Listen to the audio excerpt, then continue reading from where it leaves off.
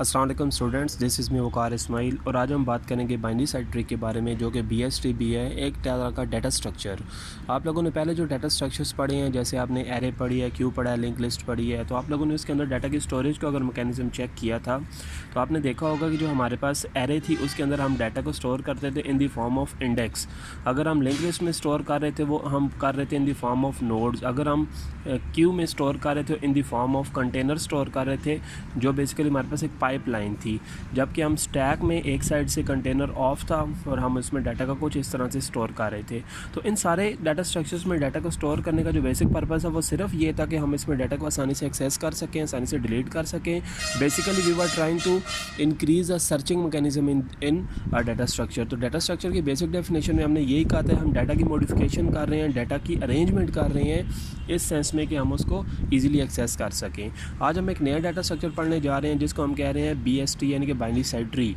Tree basically हमारे पास जो होता है वो पेरेंट चाइल्ड का रिलेशनशिप होता है। हमारे पास एक पेरेंट नोड है, उसके साथ कोई चाइल्ड नोड है, तो ये हमारे पास एक ट्री क्रिएट हो गया। एक नॉर्मल ट्री में हमारे पास मल्टीपल नोड्स हो सकती हैं, लेकिन एक बाइनरी साइड ट्री की डेफिनेशन ये कहती है कि बाइनरी साइड ट्री में एटलीस्ट या एट मोस्ट 2 नोड्स होनी चाहिए। ठीक है, एक नोड हो सकती है, बगैर नोड के भी एक ट्री हो सकता है, यानी कि this is a binary tree, this is a binary tree, this is also a binary tree. ठीक है, लेकिन this is not a binary tree because हमारे पास 3 नोड्स नहीं हो सकती। ठीक है, नोड्स के आगे सब नोड्स हो सकती हैं, लेकिन एक नोड की, किसी भी एक नोड की आगे से 2 से ज़्यादा नोड्स नहीं हो सकती। ठीक है, this is called binary side tree as a BST। तो हमें इसकी कंस्ट्रक्शन देखनी है कि ये कंस्ट्रक्ट कैसे होता है। सपोज़ करें हमारे पास एक एरे है जिसको मैं कह रहा हूँ जी 40, 20, 7, 9, 1। मैंने एक रैंडम स्मॉल सी एरे ले ली है। अब मैंने इस एरे से अपना बाइनरी साइड ट्री कंस्ट्रक्ट करवाना है। तो बाइनरी साइड ट्री कंस्ट्रक्ट करवाने के लिए हमारे पास कुछ रूल्स हैं, वो रूल्स आप लोगों ने लाजमी ज़हन में रखने हैं। पहला रूल क्या कहता है कि हमारे पास जो फर्स्ट नोड है उसको पेरेंट बना दो। ठीक है, दूसरा रूल क्या कहता है कि हमारे पास अगर कोई नोड दूसरी नोड से लेस हो, अगर वो उससे लेस हो तो वो उसके राइट में प्लेस होगी। तीसरा रूल कहता है कि अगर वो उससे ग्रेटर हो तो वो उसके लेफ़्ट में प्लेस होगी। चौथा रूल कहता है कि अगर इक्वल हो तो इक्वल में भी हमने ये चीज़ चेक करनी है कि अगर वो राइट साइड पे इक्वल है या लेफ़्ट साइड पे इक्वल है। अगर वो राइट साइड पे इक्वल है तो लेफ़्ट पे प्लेस होगा, अगर लेफ़्ट साइड पे इक्वल है तो राइट पे प्लेस होगा। ठीक है, अगर राइट पे है तो लेफ़्ट में प्लेस हो जाएगा, अगर लेफ़्ट में है तो राइट में प्लेस हो जाएगा। क्या है ये रूल, कैसे काम कर रहे हैं, आइए देखते हैं हम। देखिए हमारे पास फर्स्ट वन 40 है। हमने फर्स्ट रूल में ये कहा है कि जो फर्स्ट पेरेंट है उसको, जो फर्स्ट नोड है उसको पेरेंट बना दो। तो हमने क्या किया, 40 को पेरेंट कंसिडर कर लिया। नेक्स्ट हमारे पास 12 है। तो 12 रूल क्या कहता है कि अगर लेस है तो राइट में प्लेस कर दो। डेफिनेटली 12 जो है, सॉरी ये 20 है, ये कॉमा है हमारे पास। 20 जो है वो हमारे पास 40 से लेस है, तो हमने इसके राइट साइड पे इसको प्लेस कर दिया। ठीक है, तीसरा रूल क्या कहता है कि अगर ग्रेटर है तो राइट पे प्लेस कर दो। तो हम ग्रेटर की तरफ भी आ जाते हैं। फ़िलहाल हम देख रहे हैं 7 को, 7 हमारे पास लेस है। अगर ये लेस है तो 40 से राइट में आएगा, 20 से भी राइट में आएगा, 7 यहाँ पे प्लेस हो जाएगा।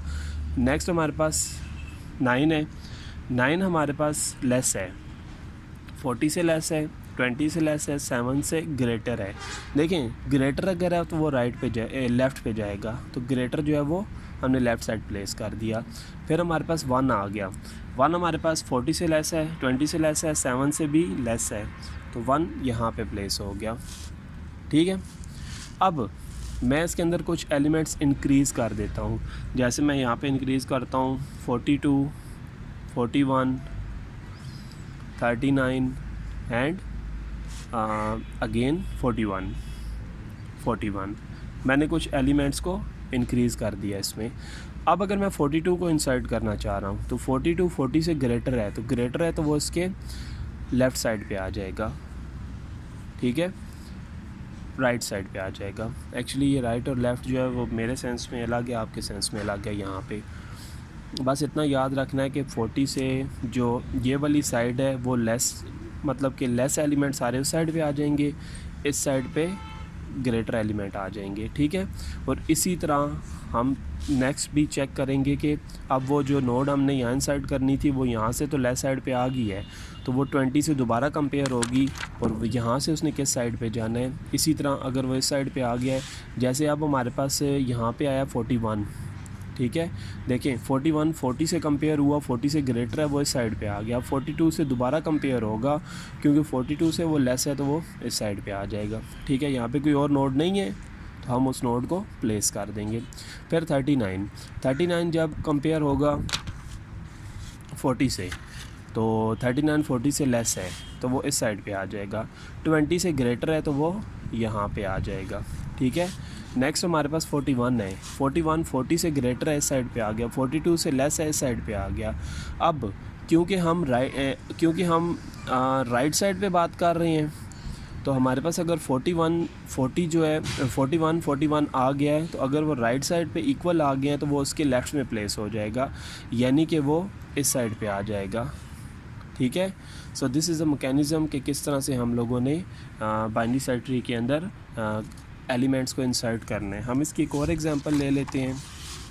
सपोज़ करें हमारे पास एक एरे है जिसका नाम हम कुछ भी रख सकते हैं, जैसे कि 7 1 2 4 9 11 18, ठीक है। मैंने एक रैंडम एरे ले लिया है। तो हमारे पास जो फर्स्ट वन है वो 7 है, हमने 7 को as a parent node consider कर लिया है। दूसरा हमारे पास 1 है, क्योंकि 1 जो है वो 7 से ग्रेटर है, 1 से लेस है, तो इसलिए हम उसके लेस पोर्शन में उसको प्लेस कर देंगे।